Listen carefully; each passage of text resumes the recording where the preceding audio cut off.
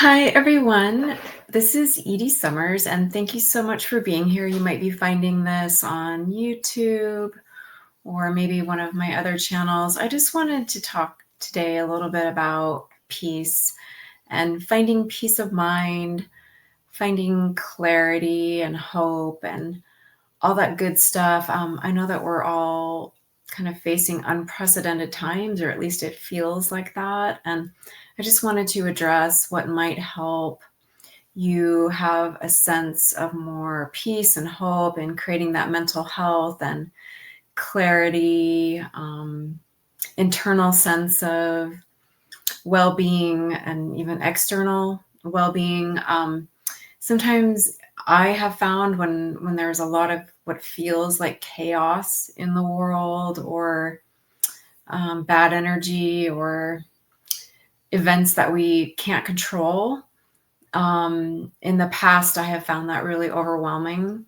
And I just wanted to share some of the tactics that help me keep that feeling of peace or pursue peace. A lot of times it is an inside job, and it's I know it can be difficult when it feels like there's chaos on the outside, but there is a way I have found to create more peace internally and kind of within your immediate environment. So I'm just going to share some of those things. And I just wanted to talk about it in general because I feel like, um, even if we are talking about mental health, but I just kind of wanted to add to that conversation peace and peace of mind.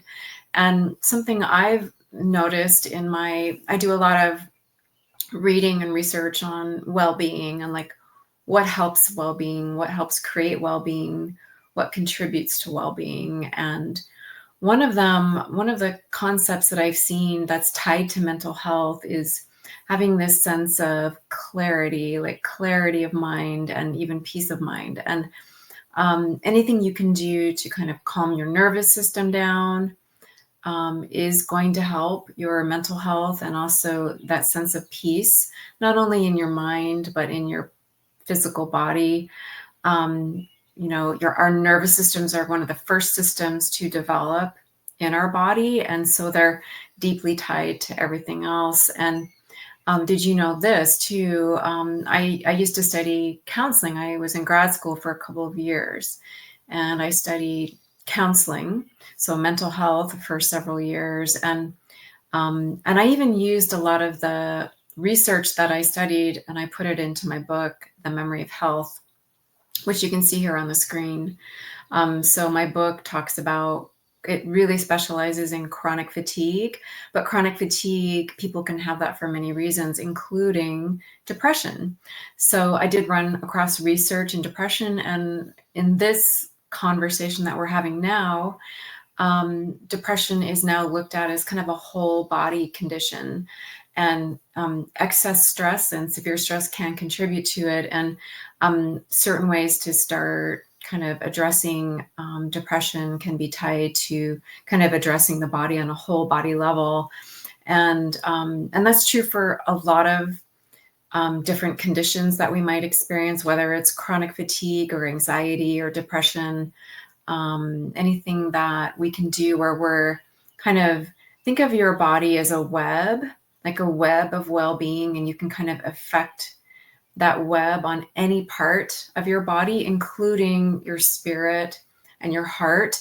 And also even in that sense of connection, right? So imagine that that web is also connected to a greater web, which would be other people and the world and the universe. And so any point on that web, whether it's individually within yourself, or even some place where you're able to feel that sense of connection with your individual kind of ecosystem and web, where that's connected to your other people's ecosystem or web, and the world's ecosystem or web, and then the universe's ecosystem or web. Any point where you can kind of touch on that web of well-being, you can start to affect a greater sense of peace and calm and clarity and well-being in your own personal space. So some of the things that I like to do and that really help me, and this is, it might be different for you, are things that cultivate peace, that really calm my nervous system down. Let's say like practicing yoga. It could even be really mellow yoga or other mind body practices or mind body fitness. And again, everyone's going to be different in terms of what works for them. But I like a lot of gentle yoga. I like to forest bathe. So I live really close to a forest. So I like to go just kind of walk in the forest and not necessarily having an agenda, but just about being out in nature. I have a really nice backyard. Sometimes it's just really nice when the weather's nice just to step out into the backyard, and I can hear the birds singing, and you can put my feet on the grass. And they call that grounding sometimes, where you kind of let your bare feet connect with the earth. And sometimes it's little things that we do that can help us start to feel a greater sense of peace and well-being. I try to get a lot of sleep. So if I'm feeling tired, and especially if I know I have a bigger day the next day coming up, I'll go to bed early. If you can kind of start to wind down early, you can start to build that melatonin. I'm always trying to eat better. And, I had to teach myself how to cook. So really deep nutrition can really help fortify your body and fortify your nervous system. And your nervous system is connected to your immune system. It's connected to everything. And, and even in terms of nutrition, and of course, that's also connected very deeply to your digestive tract. And that's even considered your second brain.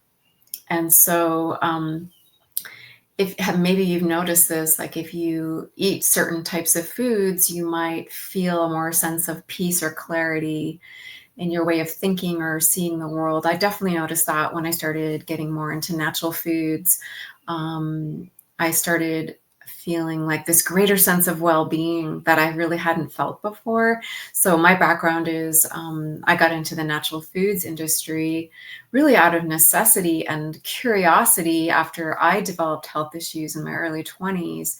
I grew up with a lot of energy, and I was always outdoors and very, very active, whether it was dance or skiing or horseback riding, the list goes on. And then I had a ski accident, and I had subsequent surgery, arthroscopic surgery, and I developed chronic fatigue when I was 22.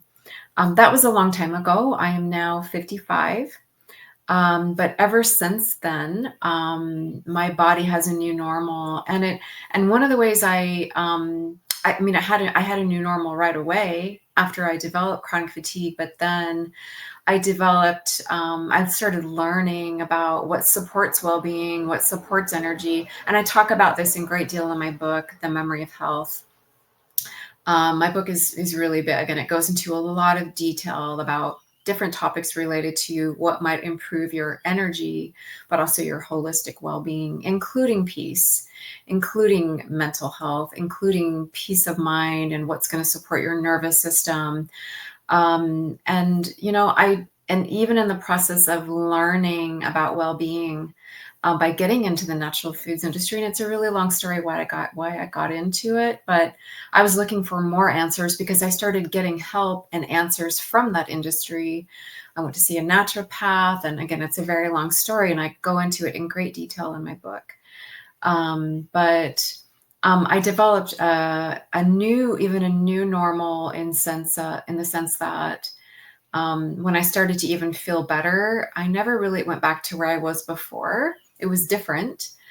In some ways, it was better um, on the days that I had really, really good energy, because I was eating better and because I was more tuned in to what my body needed in order to feel better. So, again, there's a lot you can do, I feel, to kind of support your mental well-being, physical well-being, creating a sense of peace and clarity, and creating this maybe like an aura of peace around you, even in this very modern, sometimes really complicated world. And again, also we're in a world now that's full of tech, and Sometimes we can get so dialed into tech that we forget that we have physical bodies, and also that we really need each other for connection. So I actually did a whole webinar on this topic, how to live well in the digital and modern world.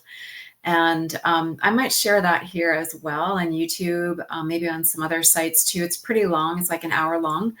It's designed to be a webinar, but I just wanted to make this shorter video just to kind of address what I feel is like a really important topic that, again, I don't see people talking about too much. Is just how to create that internal sense of peace and keep peace with you regardless of what else is going on around you. So some of the other tips I have, and I learned some of this also by studying mindfulness actually in grad school. I was introduced to mindfulness meditation, and of course, I'm also a yoga teacher and practitioner. And yoga is all about practicing mindfulness and being present. The more that you can kind of tune into your own inner world and create peace in your own inner world and make that a priority. And again, I really believe a lot of it's about supporting your nervous system, fortify your nervous system through deep nutrition, deep sleep, really good connections to make sure that you're connected. It doesn't take a lot of connections to help you feel that sense of support, but we definitely need a few really strong connections. So I encourage you to reach out to other people. And, if you have strong connections, that's great. If you don't, make what they call bids toward people.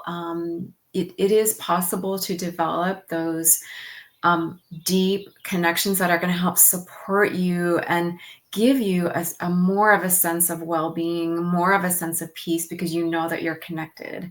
And bids are, what I've learned about relationships is that I definitely don't. I mean, yes, a lot of relationships can feel dysfunctional. I totally get that. But there's a difference between imperfect relationships and like toxic relationships. There's a big difference.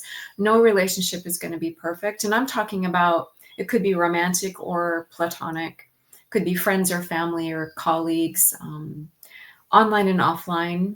I have some friends I may never meet in person, but we have a really strong connection, friends or colleagues that I may never meet in person, but we've actually developed a real connection and bond online. In person is really important too, though. So, and we're also facing a loneliness epidemic today. So that's something else that I only hear people talking about just a little bit, is the fact that loneliness is on the rise.